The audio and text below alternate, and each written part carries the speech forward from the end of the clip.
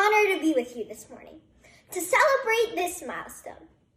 This is the largest crowd I've ever spoken to. You can imagine I was a little tense. This is a scary gig.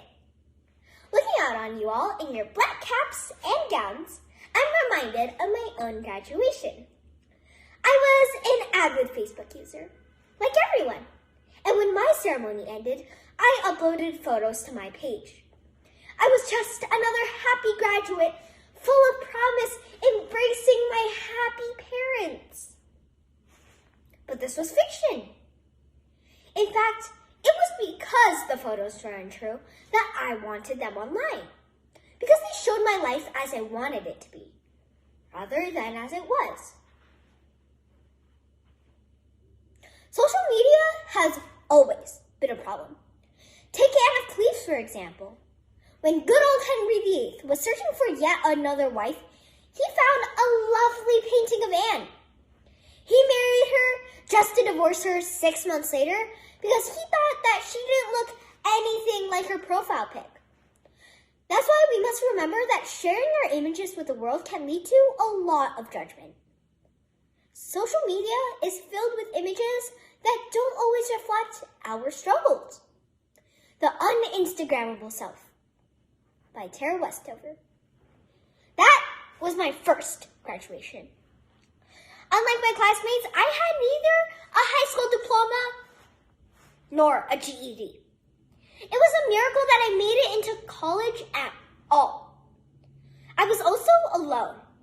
I had fought with my father some weeks before, and he had declared he wasn't coming. That morning, he changed his mind, and he and my mother raced down from Idaho. But they were too late.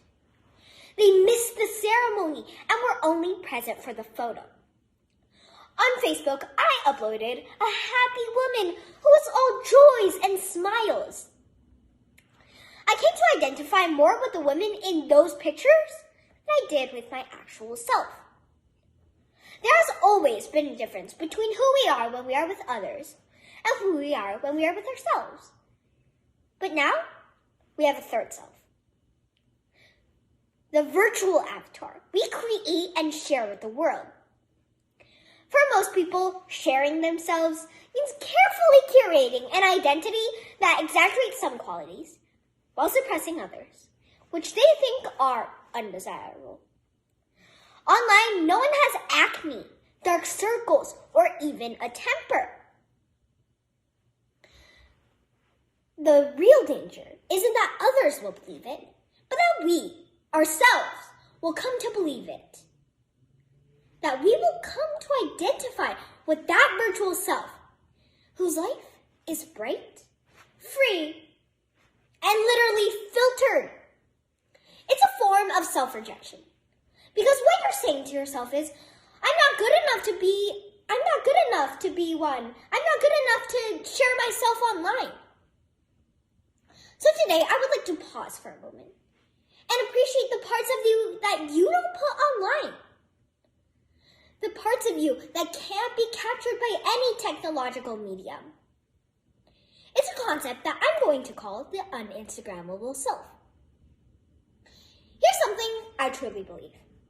Anything of any significance that you will do in this world will be done by your Uninstagrammable self. All of the sustainsive experiences will be done by the boorish slob you are trying to edit out of existence.